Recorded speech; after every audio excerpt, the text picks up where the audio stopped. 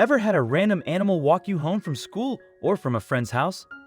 Like when a stray kitten or dog follows you and spends some time with you before it gets bored and decides to go. Well, the Caballero family from Tempe, Arizona were outside on their regularly scheduled walk with their dog named Olive when they were joined by a tiny baby gray fox. Now, apparently, the critter mistook the family's terrier for her mother and started following them around the neighborhood. This fox was about 20 centimeters in length and had a coat of lighter and darker shades of gray. It is believed to be just 6 weeks old at that point. The tiny fox followed them home, where the sprinklers were on at that moment. She ran to have a drink, and when Rosalind noticed how thirsty she was as she couldn't stop drinking, she just kept gulping and gulping.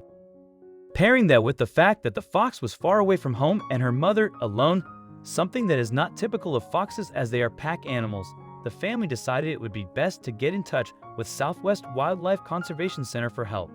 Bored Panda got in touch with the Conservation Center as well for more information. The three found a box and captured the baby fox so that she wouldn't wander off into danger. They got the fox inside the box without touching her, simply luring her in. And though calling her a fox in the box is a cute and endearing name, the kids were quick to name her Foxy. The fox was soon brought to the Southwest Wildlife Conservation Center. She was first fed using syringes, but now has learned how to eat on her own from a bowl. She appears to be doing quite well. She was a little dehydrated when we got her, but otherwise healthy. She was already eating solid food, so we've managed to fatten her up a bit in the short time she's been at Southwest Wildlife.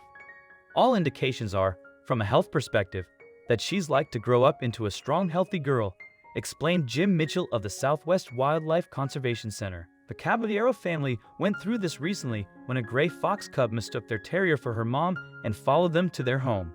It's not uncommon to see gray foxes in the area. A pack was spotted near their garden last year. However, it was unusual to find Foxy alone, dehydrated, and obviously lost. Foxy is now in good hands, being taken care of at the Southwest Wildlife Conservation Center.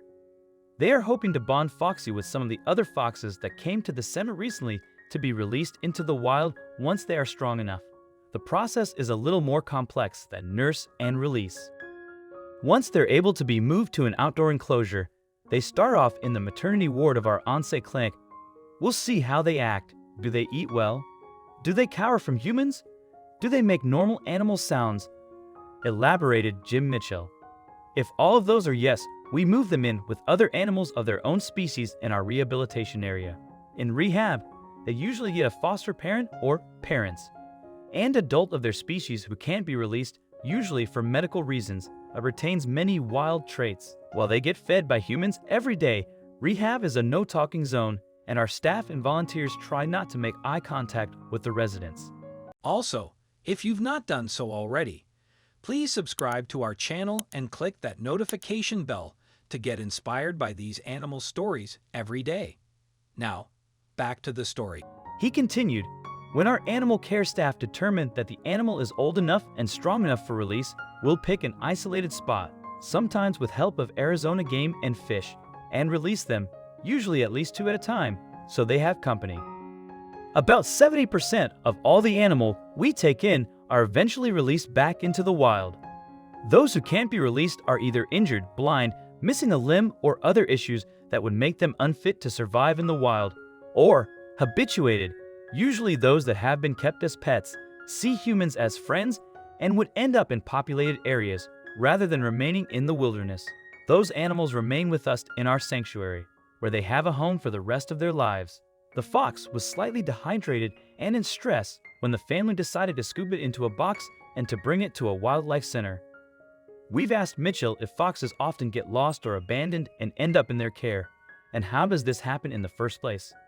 He had this to say, "It can happen several ways, not all of them good. The most common is that the baby animal is injured or is abnormal at birth. In the wild, when a mother has multiple mouths to feed, she may abandon a baby unlikely to survive so she can concentrate her efforts on feeding those more likely to make it. Second is that the baby is curious and wanders off, gets lost, and, in an effort to go back, ends up moving farther away. That makes it difficult or impossible for the mother to find him or her." He continued, "And finally, Humans sometimes interject themselves. It's natural for a human to see a baby animal, a bobcat, fox, raccoon, or coyote, and think it is abandoned. They want to save it. In fact, the baby might just be waiting for its mom to return from hunting for dinner. She can be gone as much as 12 hours at a time. They either take it home, where mom can't follow, or hover around it, which scares mom away. In the end, the baby might have been just fine remaining where it was if the human had not stepped in to save it. We generally get more than 100 baby animals each spring. We're up to more than 70 so far this year: foxes, bobcats, raccoons, coyotes, and javelinas. The center also organized a virtual baby shower featuring Foxy. It is an event dedicated to celebrating the lives of the injured, orphaned, or abandoned wildlife that are admitted to the conservation center to be taken care of, increasing their chances of survival. The event doubles as a charity live stream where people can donate money or items found on their wish list. In fact, Mitchell also mentioned that Southwest Wildlife Conservation Center has no government funding and relies just on donations, tours of the sanctuary, and a few grants to keep the operation running. The baby fox is now safe with Southwest Wildlife, who will care for it until it's released into the wild. We shared a couple of recent photos as well. Mitchell said that once she's in rehab, it will be hard to distinguish her from other gray foxes, so these may be among the last we see of her. Have any wild animals followed you home as well? We want to know.